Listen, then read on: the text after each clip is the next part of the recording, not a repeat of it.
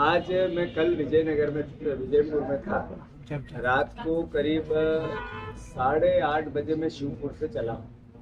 तो 8:30 बजे से पहले 2 दिन से वहाँ घटनाएं घटी है। पूरा प्रशासन, कलेक्टर और एसपी दोनों उपचुनाव में भारतीय जनता पार्टी के कार्यकर्ता के रूप में काम कर रहे हैं और इसकी शिकायत हमने भारत निर्वाचन आयोग और राज्य निर्वाचन आयोग को 3 बार की, लिखित में की। मैंने खुद ने मेरे लेटर पे भी की, पर निर्वाचन आयोग ने संज्ञान में नहीं लेना। एक तरह से दुख का कारण है और मैं समझता हूँ हमें निराशा हुई और हमने जो बातें संदेह व्यक्त किया था वो सब हो रही है। तो मैं मानता हूँ ऐसे में कि निर्वाचन आयोग की निष्पक्षता, जैसा हम बार बार बात करते हैं, सवालों के घेरे में रहती है और इन्हीं कारणों से रहती है। निर्वाचन आयोग ने लिखित में कहा कि डीएम को हम नहीं हटाएंगे। मैंने उनको लिखित में कहा कि बीजेपी के लोग प्रशासन का दुरुपयोग कर रहे हैं और आदिवासी वोट नहीं डले, इसके लिए प्रशासन प्रयास कर रहा है। तो ये बात भी धीरे धीरे सिद्ध हुई। और दूसरी बात, हमने सूचना दी थी कि डाकुओं को, आपराधिक तत्वों का चुनाव में उपयोग होगा। आज 11 जगह गोलियां चली है, 11 गांव में विजयपुर में गोलियां चली है। ये मैसेज क्या है? ये मैसेज है, और वो गोलियां किसने चलाई? राजस्थान के चिन्हित डाकुओं ने, जिन पे 30-30, 40-40, 50-50 प्रकरण है। 10-10 लोग, 9 लोग लगातार मोटरसाइकिलों से, बड़ी गाड़ियों से जाते हैं, ऊपर फायरिंग करते हैं, आदिवासियों को कहते हैं कि एक भी वोट डला तो पूरे गांव को पे गोलियां बरसा देंगे।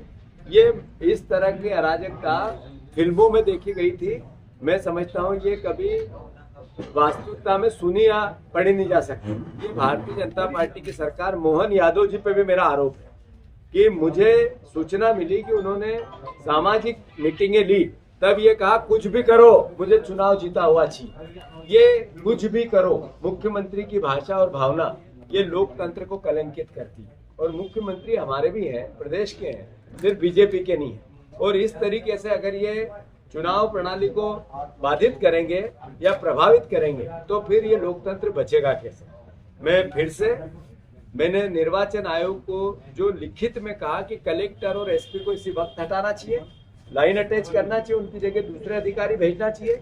और मैं खुद कल शिवपुर में, हम कांग्रेस पार्टी के, मैंने पहले भी कहा था, 2-4-5 हजार कार्यकर्ता वहीं रहेंगे।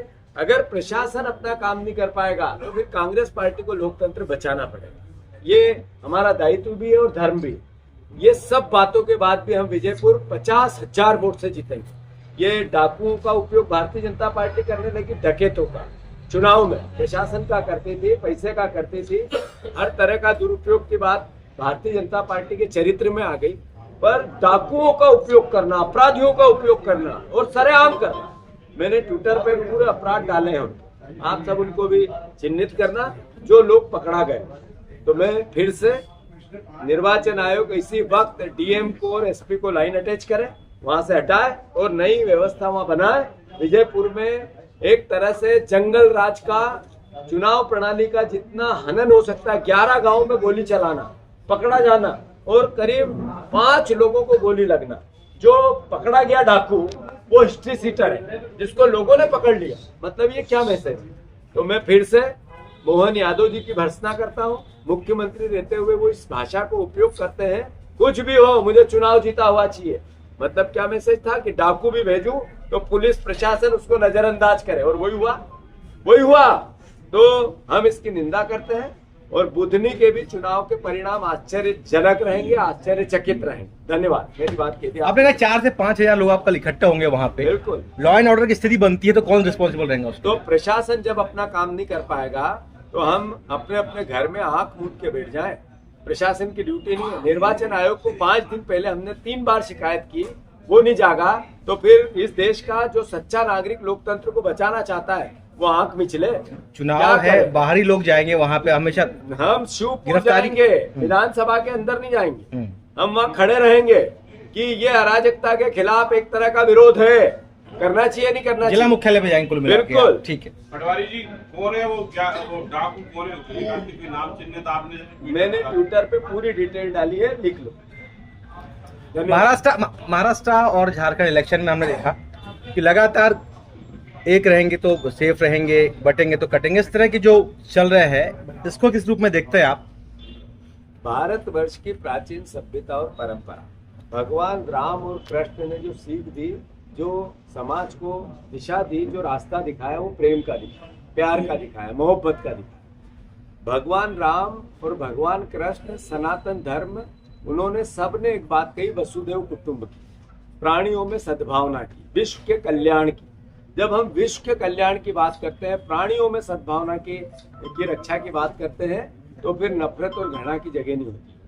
जहां तक प्रश्न है भारतीय जनता पार्टी का, ये नफरत की बैसाखी पे खड़ी हुई खोखली पार्टी है। नफरत फैलाकर सिर्फ चुनाव जीतना, समय हर चीज का इतिहास लिखा जा रहा है, और इतिहास एक दिन चिल्ला चिल्ला के पुकार के नफरती लोगों को देश के का जो किरदार निभा रहे हैं, इनकी घृणा करेगा।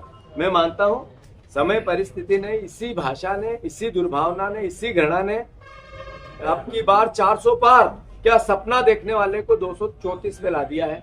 अगली बार आप देखोगे, और महाराष्ट्र और झारखंड में भी देखोगे कि इसका असर विपरीत होगा, नफरत और घृणा का असर विपरीत होगा।